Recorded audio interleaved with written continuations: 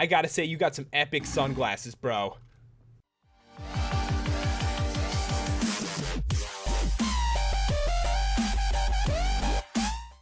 Hey guys, it's Pat and welcome back to another mod showcase. And today we are going to take a look at the Lion King mod. I know people have been requesting this one for a very long time and I felt it was time to do it. This is a massive dimensional mod with 3 dimensions and just so much stuff. It's amazing. I know we're going to be heading into this dimension really soon in my modded survival, so I figured it would be good to give everyone a look at it to see what is to come. Alright guys, to get into the dimension, this is what you got to do. You got to find this structure right here. This is where the ticket booth is. You can see there's a sign. It says, now showing the Lion King. And look at this awesome dude right here. The ticket lion. Looks epic. If you talk to him, bring me a gold ingot and I will exchange it for a Lion King ticket. So basically, all this dude needs is a gold ingot. So once you find one, you can actually enter the dimension. So you right click him with it. Thank you. Use the ticket to open the portal in the room behind me. So now I can actually go in here. And the portal is right there. Brings you to the new dimension. But one thing in here, there actually is a chest. You can see right here. And it has a ticket lion head. This is like a collectible item. You don't like put it down as a trophy or anything. The funny thing is, you can wear it. I don't think I've ever looked this epic before. I actually have a lion head on me. But right here, all I have to do is take this ticket and light the portal. And you could head into the first dimension. And the cool thing about this mod is everything is pretty like self-explanatory. There's a special book you get when you get here. It's right there. It's like a random distance, like pretty close to the portal. And there's a chest. And if you're wondering why it looks like a Christmas present, I know Christmas ended, but still I guess a few more days until they change the texture back. But here we go. This is the Book of Quests. And all you have to do is open this. Very important right here. So it says right here, if you lose this book, bring an ordinary book and some lion fur to Rafiki to receive another one. And he actually can be found at location like 00 in this dimension right here. So you can find him really easily. And you can see this is the main page right here. But you can click on Rafiki's quest. And it says, speak to Rafiki in his tree at the center of the world. And as I mentioned, you know, it's at 00, which is like the real center of the world. And he gives you a bunch of really cool quests. You have to like do tasks for him. And eventually you'll unlock this one right here. And this one's for a different dimension, an outlandish scheme. So it actually requires you to finish Rafiki's quest. I'll show you guys a little bit more about the quest, but I don't really want to ruin like the whole story for you. But I'll show you guys that in a little bit. We have a ton of different items to look at. And you can see a bunch of new ores. Some pretty normal looking ones and an epic like glowing one. I think this one is the peacock ore. Look how awesome that is. I did want to mention this mod is just so gigantic it would take 3 hours to go over like every small aspect from it. So we're just going to go over the main aspects so you guys can understand more about this mod. Because it would be like boring as hell if it was 3 hours long. There is one more thing to mention here about the Book of Quests. One thing you can do is you can actually put an item in here and it's going to tell you like exactly what you can do with it. So this is dropped by lions and lioness, used in crafting beds and various other items. And this question mark right here is going to show you like what you can craft in the crafting recipes for it, which is very cool. If you don't have like not enough items installed, this definitely will do that for you. So if you find an item like off a mob, all you have to do is open your Book of Quests and it'll tell you exactly what you can do with it. So really, you can't get too confused in this mod. The first thing we're going to go over is the different animals, and now it's time to check out the lion and the lioness. They drop meat and fur, and that's used for, you know, rugs, which you guys just saw. They're not normally angry, but if you attack them, they will be. And the only way to calm them down is actually by giving them zebra milk, which is pretty funny since when can you even milk a zebra? And you could breed them with hyena bones. And pretty much all the animals can be bred, so if you like enjoy doing that, having like animal farms, there's a ton to do with this mod. Alright, so here we go. Lioness right there. Female lion. Normal lion. Pretty awesome too. I mean, the models are really good. I think I forgot the bones. Let me take these bones here. And you can actually breed them. And now you get like a baby lion. Alright, so cool, right? That's pretty awesome. And I guess I should try this out. If I hit him, really mad. He's like trying to attack me even though I'm in creative. But if I give him some zebra milk, this should calm him down. I'm sorry I hit you. Have some milk. There we go. So now he's calm once again. So pretty cool. I like the different aspects of the mod so far. I can actually like calm the animals down, and they have a lot like to do with them too. And the items you can get when you actually kill them you know, raw lion meat, which you can cook and eat, and also lion fur. If I use this, you know, of course, you know, fur rug, a bed, and even a giraffe tie. I totally forgot about this. You can actually put ties on the giraffes, which looks hilarious. The next one is the zebra, and this one drops meat and hide as well. It's milkable. I can't believe you can, like, you know, milk the zebra. If you're wondering how to do it, I'll show you guys. And it's bred with wheat or corn. Alright, so I'm going to grab this, and I'm going to grab a Pride Stone jar. And you can see right here, the recipe for this is a bunch of, like, Pride Stone, like, any kind of variety right here should work. And then all you have to do is, like, right-click them with it. You'll get some milk. Alright, here we go. So this is a zebra. Awesome looking. And if I really want some milk from you, I'm sorry that I have to do this, but now I've got zebra milk. And of course, you can breed these too. So what I want to do here is give them some wheat, and now we can have a baby zebra. Look at it, it's so tiny. So pretty awesome with that. And one of the cool things about the zebra is it drops zebra hide, and this can be used for some very important stuff. I can make zebra boots, which make me run really quick, and some like bongo drums, almost said jums, which are used for the enchanting in this like area in the mod, which is pretty cool. So what we're gonna do is we're gonna grab these boots and we're gonna put them on. Alright, here we go. So right now I still got the head on, look awesome. Alright, with the zebra boots on, you can move extremely quickly. I could run around at very quick paces, which can be useful since you actually have to travel quite a bit in this mod, like for the quests and stuff. I have to travel to like 0, 0. If I kill the zebra, make some boots, I could run there very quickly. The next one is the Rhino. He's bred with wheat or corn, and he's actually not aggressive, which is pretty surprising.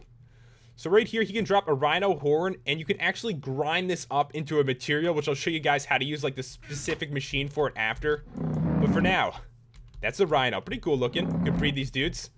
And yeah, they don't actually charge at you, which is pretty interesting. So I am going to make them breed.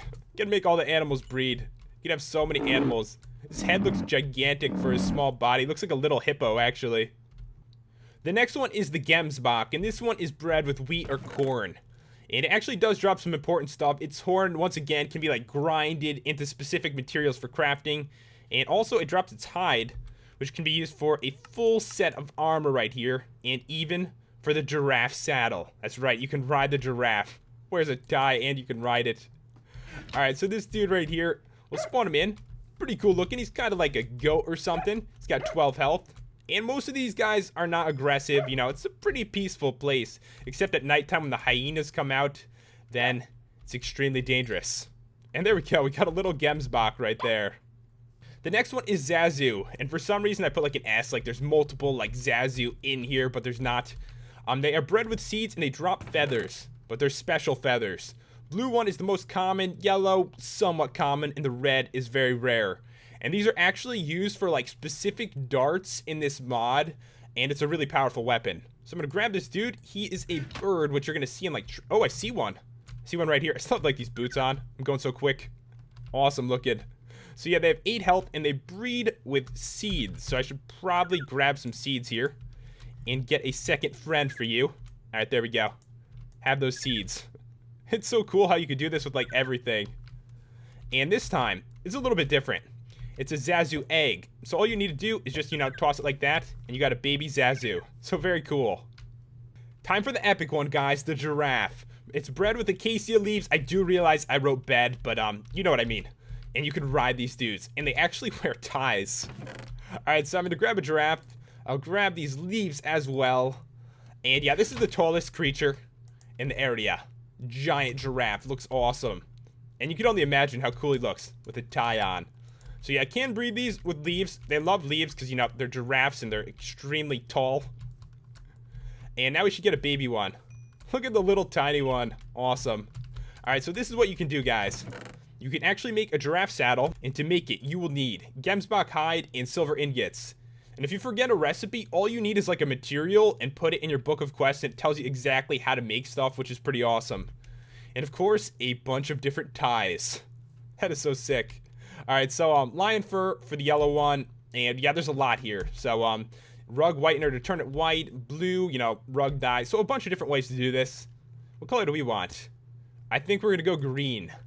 Alright, so I'm gonna grab this, and it's very easy to do. All you have to do is, you know, click them with it, And now he's got the saddle on. And here's the funny part. Wear this tie. Look, he's got a green tie on. Now he is styling. I gotta take these boots off. I'm going so quick even when I'm flying. And now all I have to do is right click on him and I could ride him. Who rides pigs? Clearly not us. The giraffe looks like he's really uncomfortable with me on his back. He's like, oh my god, this dude is so heavy.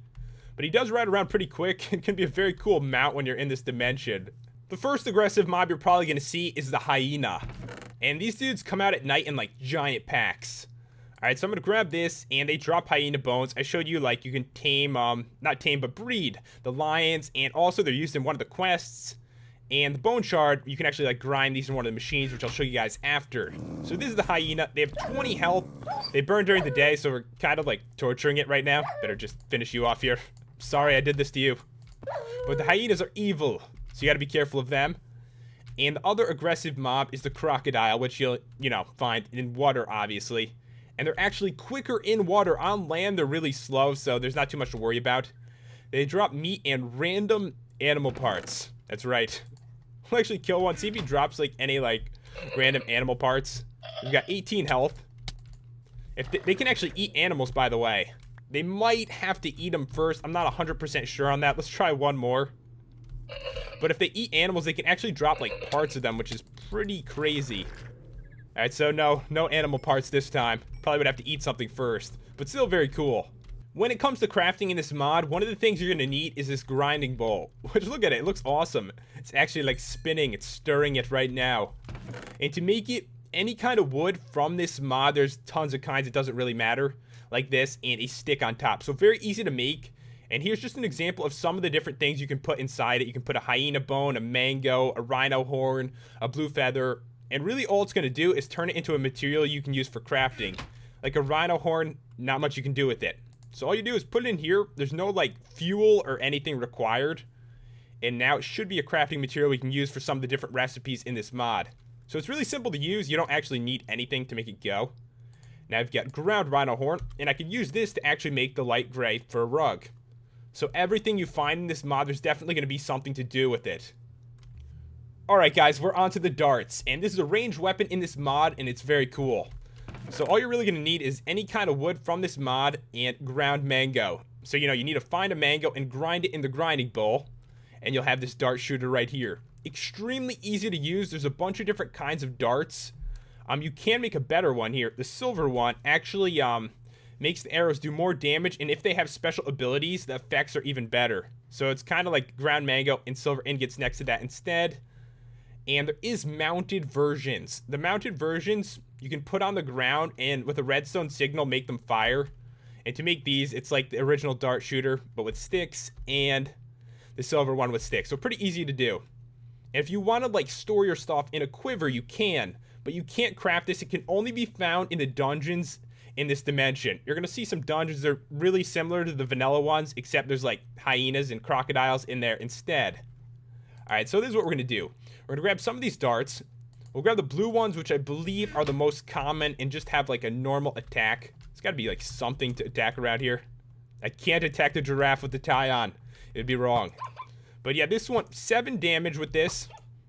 If you have a bunch of darts in your inventory, it's actually going to use the most expensive ones first. So if I had the red ones, which are rare, it's going to use those first. But what you can do is put them in your quiver so it doesn't actually waste them, which can be, pretty useful because you don't want like your best stuff getting shot at right away when you're not fighting like a boss. So I'm going to take away these blue ones and now use the yellow ones, which I believe have longer like range and better accuracy than the blue ones. What is this called? The dick? Alright, so I'm going to have to kill this baby deer right here. Alright, I'm so sorry, I must do it. So this one, pretty powerful. It killed it in one hit. I think I can kill a normal giraffe. So 8 damage. And if I do use the silver one, these actually do a little bit more. So I'm going to swap to that one. Let's take out the silver dart shooter here. And really all you need is like 2 ingots, so it's not that expensive to actually get it anyway. Alright, so there's plenty of animals around here. So it should do a little bit more than 8 damage. Alright, so it does like 1 more damage, which is pretty cool. 10 that time, pretty awesome. So yeah, these are actually really powerful and can definitely be a good replacement for a bow. in this mod. Alright, so now we're going to try some of the cooler ones. Alright, so that was the yellow one. Now the red one is very cool because it lights enemies on fire, which can be a huge advantage, obviously. If I shoot this thing, let's see, on fire. Pretty awesome, right? You can easily kill your enemies. So there is another one that's even better than that, and a plain one. The flamingo dart is the plain one. It's pretty normal. So it's from, like, you know, flamingos. Does, like, you know, a little bit of damage. Nothing special, no special effects. But the last one, which can't be gotten in this dimension, by the way. I believe it's the next dimension after this. The outlandish dart. I think I meant you need some zebra milk. Sorry. Sorry I attacked you. Alright, so I think we have no choice but to finish this one off with the outlandish dart. You're gonna see what it does. Explodes. Now that is epic right there. Extremely powerful, definitely the best one. And so awesome. And now I'll show you guys exactly how you can set up the other thing. All you really have to do is put it down and then put arrows in it. Right now it has some like fire ones in it. You could right click it, take them out, and right click these to put them in. You can only fit one stack at a time, and it fires with a redstone signal. You can set it up however you want. I just put a button just to make it simple. So this could be a cool way to like defend your base. Have these like, you know, pointing out of your base. Any enemies around at night, just like fire them off. You can set up like 20 of these with like one redstone signal. It could be really cool. And yeah, very awesome, especially with the exploding ones. Although you'll probably destroy all the land around your base if you did that. This mod actually does have a special enchanting feature to it. You don't need an enchantment table, but instead, a bongo drum. Very cool.